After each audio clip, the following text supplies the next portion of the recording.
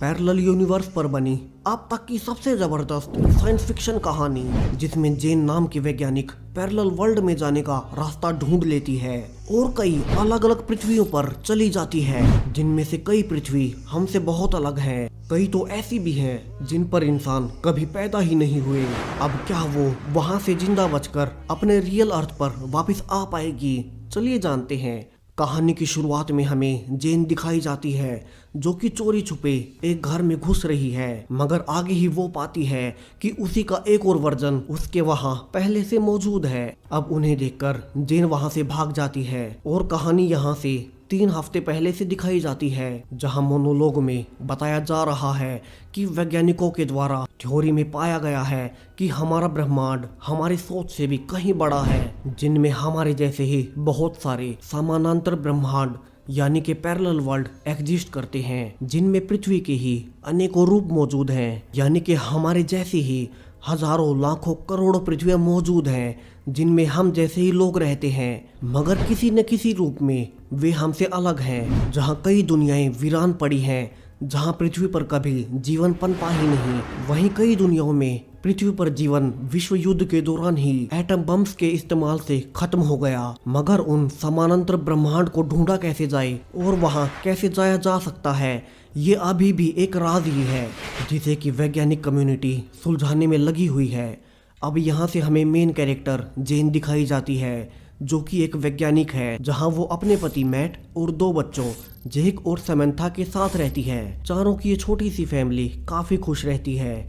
अब सुबह सुबह ब्रेकफास्ट करके जेन अपनी लैब जाती है, जहां वो अपने एक असिस्टेंट रैक के साथ मिलकर एक ऐसी मशीन बनाने पर काम कर रही है जो कि स्पेस के 2 हिस्सों को जोड़ सके, यानी कि वे दोनों चीजों को एक जगह से दूसरी जगह पर टेलीपोर्ट करने की मशीन पर काम कर रहे हैं। अब दोनों पर ही एक इन्वेस्टर का दबाव है कि इन्हें जल्दी से इस मशीन को पूरा करना है, क्योंकि वो ऑलरेडी इस एक्सपेरिमेंट पर अपना बहुत सारा पैसा लगा चुका है। और जेन उससे फोन पर यही कहती है कि वे इसे पूरा करने के बहुत करीब हैं। अब जेन और रैग ने एक टेलीपोर्टेशन मशीन बनाई भी है जिसमें 2 चैम्बर्स हैं।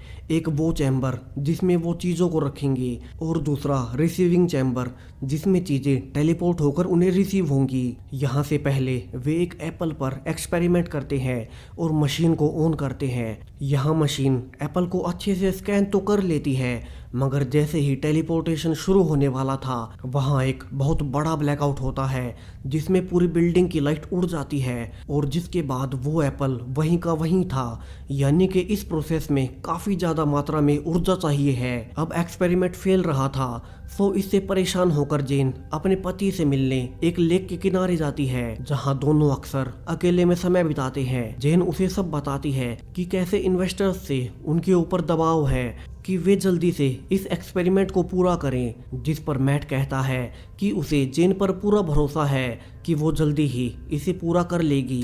अब अगले कुछ दिनों में जेन और रैग फिर से वही एक्सपेरिमेंट करते हैं, मगर बार बार वे फेल ही रहते हैं। वहीं एक मैट ही था जिससे बात करके जेन को अच्छा लगता है। शादी के इतने सालों के बाद भी दोनों एक दूसरे से बहुत प्यार करते हैं, और इसी के दौरान एक वीडियो देखकर जेन को ऊर्जा बढ़ाने का आइडिया भी आता है।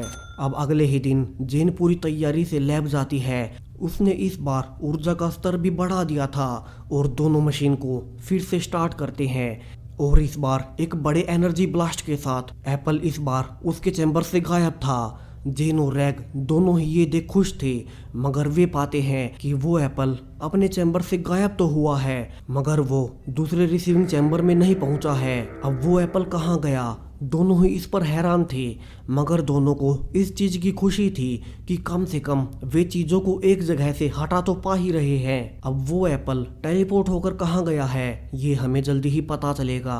अब जेन को काफी बड़ा ब्रेक थ्रू मिला था, सो वो यही बात अपने पति मैट को बताने के लिए उससे मिलने के लिए लेक पर जाती है, मगर अब तक वो वहाँ नहीं आया था, जो कि काफी ही अजीब बात थी, क्योंकि आज से पहले ऐसा कभी नहीं हुआ था। तभी जेन के पास मैट का ही फोन आता है, जिसमें मैट पूरी तरह से घायल लग रहा था, और वो लड़खड़ाती आवाज में कहता भी है कि शायद वो ना बच पाए और जेन को यहाँ से बच्चों का ध्यान रखना होगा। अब जेन भागकर हाईवे की ओर जाती है, जहां वो पाती है कि मैट का एक बहुत बड़ा एक्सीडेंट हुआ है जिसमें अब वो मर चुका है। अब जेन इससे पूरी तरह से टूट चुकी थी। जेन अगले कुछ दिन मैट को याद करने में और सिर्फ शराब पीने में बिताती है, जहां उसका बेटा जेक उसे संभालने की कोशिश भी करता है, मगर दोनों बच्चों को पता था कि उनकी माँ उनके पिता को कितना याद करती है और इसीलिए दोनों बच्चे जेन की छोटी बहन रोज को भी वहीं बुला लेते हैं ताकि वो उनके साथ कुछ दिन रहे, जिससे जेन मैट को भुला पाए। वहीं जेन मैट को किसी भी हाल में भुला नहीं पा रही थी। तभी उसे कुछ याद आता है। वो जल्दी से अपने असिस्टेंट रैक को कॉल करती है और उससे कहती है कि उसने अपने पिछले एक्सपेरिमेंट्स के डाटा को चेक किया है, जिसमें उसने पाया है कि उन्होंने जो एप्पल टेलीपोर्ट किया था वो उनके रिसीविंग चैम्बर में नहीं पहुंचा, मगर जेन के हिसाब से वो सेब किसी न किसी पैरेलल वर्ल्ड में उनके ही किसी रिसीविंग चैम्बर में जरूर पहुंचा होगा। और वो जल्दी से लैब में आ रही है। यहाँ लैब में आने के बाद जेन रैक को समझाती है कि जो एप्पल वे टेलीपोर्ट कर रहे हैं वो उनकी वर्ल्ड की बजाय किसी और समानांतर वर्ल्ड में टेलीपोर्ट हो रहा है, यानी कि उन्होंने गलती से पैरेलल वर्ल्ड को ढूंढ निकाला है और वो सेब किसी न किसी और दुनिया में किसी रिसीविंग चैम्बर में पहुंचा होगा, जहां पर उन्हीं दोनों के जैसे एक और वर्जन यही सेम एक्सपेरिमेंट अपने यूनिवर्स में कर रहे होंगे। सो उन्हें बस उनसे संपर्क करना है। अब जेन के हिसाब से शायद उनके वे दोनों वर्जन अभी तक मशीन को चला नहीं पाए हैं, तो यहाँ से वे डिसाइड करते हैं कि इस मशीन को चलाने का, ऊर्जा को बढ़ाने का जो फॉर्मूला जेन को मिला है वो इसे एक नोट पर लिखकर फिर से टेलीपोर्ट करेंगे। और वे ऐसा कर भी देते हैं, जहाँ इस बार ये नोट भी गायब हो जाता है। यहाँ से जेन कहती है कि वे इसके जवाब का इंतजार करेंगे कि क्या सच में कोई दूसरा पैरेलल वर्ल्ड भी है। और जल्दी ही जेन का मानना सच भी साबित होता है जब 2 ही दिन बाद रैक का फोन आता है और वो उसे जल्दी से लैब में आने को कहता है, जहां लैब में उन्हें रिसीविंग चैम्बर से एक और नोट मिला था जिस पर थैंक यू लिखा हुआ था। दोनों ही नोट को देखकर काफी खुश थे और उसी के कुछ देर बाद उनका एप्पल भी फिर से एक बाइट के साथ वापस आ गया था, यानी कि दोनों की ही थ्योरी सही है और वे पैरेलल वर्ल्ड में चीजों को टेलीपोर्ट कर सकते हैं। मगर अब प्रॉब्लम ये है कि दोनों को ही नहीं पता है कि दरअसल ऐसे कितने पैरेलल वर्ल्ड एग्जिस्ट करते हैं, 2, 3, हजारों, लाखों, करोड़ों या फिर अनगिनत। सो दोनों को लगता है कि अभी तो उन्हें और सबूत चाहिए, इसलिए वे एक खाली कैमरा को टेलीपोर्ट कर देते हैं और कुछ ही देर बाद उन्हें रिसीविंग चैम्बर से अपना कैमरा वापस मिलता है। और इस बार इसमें एक रिकॉर्डिंग भी थी जिसमें दोनों पाते हैं कि जेन का एक और वर्जन उसे हेलो कह रहा है, जिसमें वो उन्हें अपनी लैब दिखाती है जहां वो अपने यूनिवर्स में उस यूनिवर्स के रैक के साथ मिलकर सेम यही एक्सपेरिमेंट कर रहे थे। अब रिकॉर्डिंग में दिखाई दे रही जेन इस जेन से थोड़ी अलग दिखती है और वहाँ की लैब और मशीनें भी थोड़ी अलग हैं, क्योंकि वो यूनिवर्स इस यूनिवर्स से थोड़ा अलग है। और यही सब देख जेन और रैक पूरी तरह से हैरान थे कि उन्होंने फाइनली एक और ब्रह्मांड ढूंढ लिया है और पूरी मानव जाति के इतिहास में उन्होंने सबसे बड़ी खोज कर दिखाई है। अब दोनों खुश तो थे ही, जहां जेन इस सफलता के बाद उसी लेक पर जाती है जहां वो अक्सर मैट से मिला करती थी। तभी उसे एक आइडिया आता है कि क्या हो उस यूनिवर्स में मैट कभी मरा ही ना हो। जेन को यहाँ से एक उम्मीद मिल चुकी थी, तो वो जल्दी से लैब में जाती है जहाँ रैग अब यहाँ नहीं था और वो बिना कुछ ज्यादा सोचे खुद को ही चैम्बर में डालकर उसी पैरेलल वर्ल्ड में टेलीपोर्ट कर लेती है। और यहाँ से जेन अब उसी दूसरे यूनिवर्स में पहुँच चुकी है। अब चूंकि ये यूनिवर्स नंबर 2 है तो यहाँ के सभी वर्जन्स को आगे की वीडियो में नंबर 2 कहा जाएगा और जेन चूंकि यूनिवर्स 1 से है तो उन्हें सिर्फ नाम से पुकारा जाएगा। अब जेन दूसरी यूनिवर्स की लैब में पहुंच चुकी थी जहां वो पाती है कि यहाँ का चेम्बर और लैब उसके यूनिवर्स से थोड़े अलग हैं, जहां इन सब का कलर रेड है। जेन यहाँ से जल्दी से लैब से बाहर निकलती है जहां इस यूनिवर्स में ऊपर आसमान में काफी फ्यूचरिस्टिक ड्रोन्स उड़ रहे हैं, यानी कि ये पृथ्वी हमारी रियल पृथ्वी से कहीं गुना ज्यादा एडवांस्ड है। मगर जेन को तो सिर्फ मैट चाहिए था, सो वो जल्दी से उसी लेक पर जाती है जहां वो अपने यूनिवर्स में अपने मैट से अक्सर मिला करती थी। और सरप्राइजिंगली यहाँ मैट खड़ा हुआ था। जेन जल्दी से भागते हुए उसके पास जाती है, मगर मैट उसे देखते ही हैरान रह जाता है। वो काफी ज्यादा घबरा गया था, जैसे उसने कोई भूत देख लिया हो। वो हाफते हुए कहता है कि आज सुबह ही तो तुम्हारी मौत हो गई थी, जिस पर जेन कहती है कि वो इस यूनिवर्स की जेन नहीं है और वो पैरेलल वर्ल्ड से यहाँ आई है। यहाँ से जेन मैट 1 को अपने बारे में सब बताती है कि कैसे उसके यूनिवर्स में उसके मैट की एक एक्सीडेंट में मौत हो गई है, जिसके बाद से वो और उनके दोनों बच्चे मैट को कितना मिस करते हैं। मगर यहाँ से मैट पूरी तरह से शौक में था और वो कहता है कि मगर उसके इस यूनिवर्स में यहाँ की जेन के साथ कभी भी कोई बच्चे पैदा ही नहीं हुए। जेन यहाँ से समझ जाती है कि यहाँ की इवेंट्स उसकी पृथ्वी की इवेंट्स से बिल्कुल अलग हैं। जहाँ उसके यूनिवर्स में मैट मारा गया, वहीं इस यूनिवर्स में मैट तो जिंदा है, मगर यहाँ की जेन उसी एक्सीडेंट में मारी गई है। इसके अलावा इस यूनिवर्स में उनके कोई बच्चे भी नहीं हैं। तो जेन यहाँ मैट से कहती है कि वो चाहती है कि मैट 1 उसके साथ उसके रियल यूनिवर्स में चले, क्योंकि यहाँ उनके वैसे भी कोई बच्चे नहीं है और जेन ऑलरेडी मर चुकी है, तो मैट उसके साथ चल सकता है। और मैट इसके लिए मान भी जाता है और दोनों लैब जाकर जेन की ओरिजिनल अर्थ पर यानी कि फिर से यूनिवर्स 1 में वापस आ जाते हैं। अब दोनों को देखकर रैग जेन पर भड़क उठता है कि उसे ऐसे पैरेलल वर्ल्ड में से किसी इंसान को यहाँ नहीं लाना चाहिए, क्योंकि अभी तक उन्हें भी नहीं पता है कि ब्रह्मांड का स्पेस टाइम काम कैसे करता है। और जेन अपने खुद की संतुष्टि के लिए पूरे ब्रह्मांड को दांव पर नहीं लगा सकती। जेन यहाँ रैग को समझाती है कि उसी ने ये मशीन बनाई है, तो वो धीरे धीरे पैरेलल वर्ल्ड के नियमों को भी जान जाएगी। अब इन सब में अजीब बात ये भी है कि दूसरे वर्ल्ड का मैट, जिसे अब हम मैट 2 कहेंगे, रैग को बड़ी ही अजीब निगाहों से देखता है और वो ऐसा क्यों कर रहा है हमें थोड़ी ही देर में पता चलेगा। यहाँ से जेन मैट 2 को अपने घर ले जाती है और अपने दोनों बच्चों से मिलाती है, जहाँ दोनों ही जेक और समंथा मैट 2 से मिलकर बहुत खुश थे। उनके लिए तो जैसे उनके पापा वापस आ गए थे, लेकिन मैट 2 के लिए ये सब बहुत अजीब था, क्योंकि उसके यूनिवर्स में उसके कोई बच्चे थे ही नहीं। अब समस्या सिर्फ इतनी ही नहीं है, क्योंकि इस यूनिवर्स में तो मैट पूरी दुनिया के लिए ऑलरेडी मर चुका है, सो वे सबको क्या कहेंगे कि ये मैट कौन है। अब इसके लिए वे डिसाइड करते हैं कि मैट 2 को यहाँ अभी कुछ दिनों के लिए छुप कर रहना होगा। लेकिन इन सब के बावजूद जेन बहुत खुश थी, उसे उसका पति फिर से वापस मिल चुका था। दोनों कुछ दिन साथ में बिताते हैं, जहाँ उनका ज्यादातर समय अपनी अपनी दुनियाओं के बारे में ही बात करते हुए बीतता है, जिनमें जेन जान पाती है कि मैट 2 की पृथ्वी यहाँ से बहुत अलग है। वहाँ की टेक्नोलॉजी बहुत आगे बढ़ चुकी है, जहाँ मैट 2 के पास जेन को एक तरह का हथियार भी मिलता है। मैट 2 यहाँ जेन को बताता भी है कि उसके यूनिवर्स में काफ़ी ज़्यादा वॉयलेंस होता है, सो सभी लोग इसे सेल्फ डिफेंस के लिए रखते ही हैं। वो ये भी बताता है कि ये पृथ्वी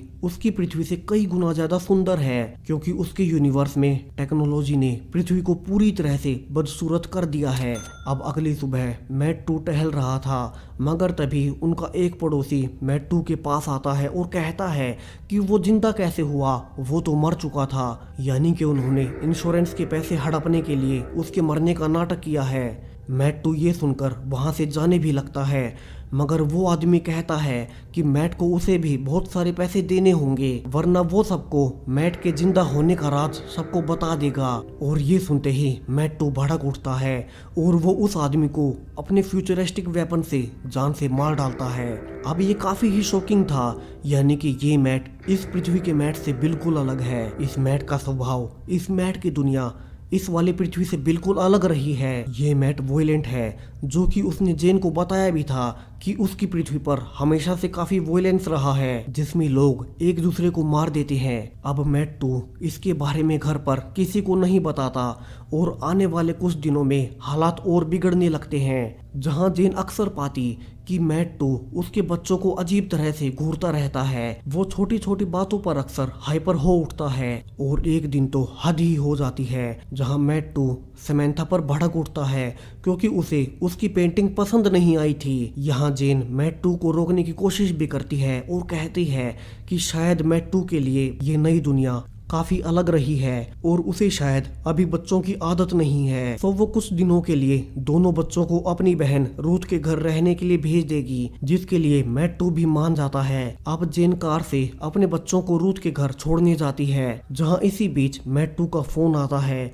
जेन उसे बताती है कि वो बच्चों को यहाँ छोड़कर लैब जाएगी जहाँ वो और रैक काम करते हैं। अब रैक का नाम सुनते ही मैट्टू भड़क जाता है और फोन पर ही जेन को गालियां देने लगता है कि वो एक कमीनी औरत है जिसका रैक से चक्कर चल रहा है। अब ये सुनने के बाद तो हद पार हो चुकी थी। जेन समझ चुकी थी कि ये मैट उसके अपने मैट से बिल्कुल अलग है।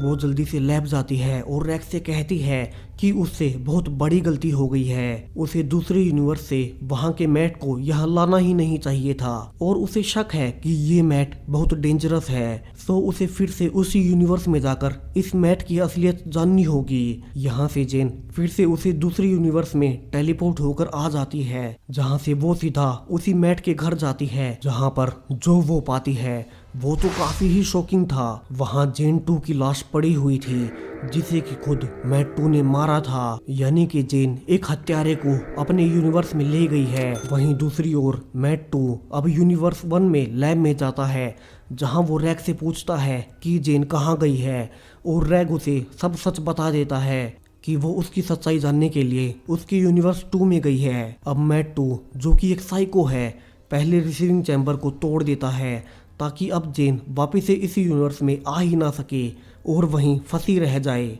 और फिर इसके बाद रैक को भी जान से मार देता है। वहीं दूसरी ओर डरी हुई जेन भागकर वापस से लैब आती है और वापस से अपने रियल यूनिवर्स 1 में आने की कोशिश करने लगती है, मगर चूंकि रियल वर्ल्ड में मैट्टू ने ऑलरेडी रिसीविंग चैम्बर तोड़ दिया था तो उसका टेलीपोर्टेशन फेल हो जाता है और बार बार कोशिश करने के बाद भी वो टेलीपोर्ट नहीं हो पाती और अब वो इसी वर्ल्ड में फंसकर रह जाती है। तभी वहाँ इस यूनिवर्स का रैक 2 आता है जहाँ से वो जेन से पूछता है कि वो इतने दिन से कहाँ गायब थी, उसने उसको कितने फोन भी किए हैं। और इतना कहकर वो जेन के पास आने लगता है और यहाँ से एक बहुत बड़ा ट्विस्ट आता है। जेन यहाँ से पाती है कि दरअसल इस यूनिवर्स में यहाँ की जेन का यहाँ के रैक से अफेयर चल रहा था जिसका पता यहाँ के मैट को चल गया और इसलिए उसने यहाँ की जेन को जान से मार दिया, जबकि जेन के अपने यूनिवर्स में उसका अपने रैक से कोई अफेयर नहीं है और वो अपने मैट से बहुत प्यार करती थी। लेकिन मैट्टू जो कि अब जेन के रियल यूनिवर्स में जा चुका है उसे लगता है कि इस यूनिवर्स में भी यहाँ की जेन यहाँ के रैक से अफेयर कर रही है और इसीलिए जब मैट्टू उस यूनिवर्स में गया था तब रैक को बहुत अजीब तरह से देख रहा था और फोन पर उसका नाम सुनते ही भड़क भी गया था और इसीलिए उसने रियल वर्ल्ड में वहाँ के रैक को जान से मार भी दिया है जिसके बारे में जेन को अभी तक पता ही नहीं है। यहाँ से जेन अब रैक 2 के साथ मिलकर मशीन को फिर से चालू करके अपने यूनिवर्स में जाने की कोशिश करती है और यहाँ से जेन के साथ साथ रैक 2 भी उसके साथ टेलीपोर्ट हो जाता है और यहाँ से अब दोनों टेलीपोर्ट हो चुके थे और दोनों भागकर कार से जेन के घर जाने लगते हैं ताकि वे मैट्टू से जेन के बच्चों को बचा सके। मगर जेन अब पाती है कि उसका एक और वर्जन पहले से यहाँ मौजूद है और यही सेम सीन हमने कहानी के शुरू में भी देखा था। यहाँ से जेन वापस आती है और रैक 2 से कहती है कि वे दोनों गलती से एक तीसरी यूनिवर्स में आ चुके हैं। ये जेन का रियल यूनिवर्स नहीं है जो कि उन दोनों के ही यूनिवर्स से अलग है।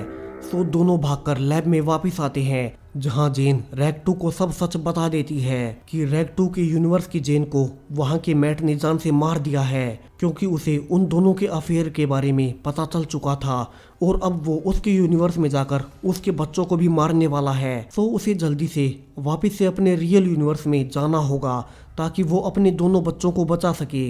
लेकिन इस बार रैक 2 इसी तीसरे यूनिवर्स में रहने का डिसाइड करता है क्योंकि एटलीस्ट यहाँ की जेन अभी भी जिंदा है। अब जेन जल्दी से मशीन में नए कोड डालकर फिर से टेलीपोर्ट हो जाती है। वहीं दूसरी ओर रियल यूनिवर्स में मैट्टू अब पूरी तरह से साइको हो गया है और वो रूथ के घर जाकर इस यूनिवर्स के बच्चों को जान से मारने जा रहा है। वहीं जेन भागकर पहले ही रूथ के घर पहुंच जाती है और रूथ और बच्चों को सब सच बता देती है कि मैट्टू एक हत्यारा है जो कि जल्दी ही उन्हें मारने के लिए यहाँ आ सकता है। सो उन्हें जल्दी से कहीं छिपना होगा। मगर इतने में ही मैट्टू वहाँ आ चुका था जहाँ जेन उससे कहती है कि उसे सब पता चल चुका है कि उसने अपने यूनिवर्स में वहाँ की जेन को जान से मार दिया है। जिसे सुन मैट्टू अब जेन पर भी वही डिवाइस चलाने वाला था, मगर तभी जेन का बेटा जेक आकर मैट्टू पर वार करता है जिससे मैट्टू वहीं बेहोश हो जाता है और सब लोग मिलकर मैट्टू को बांध देते हैं।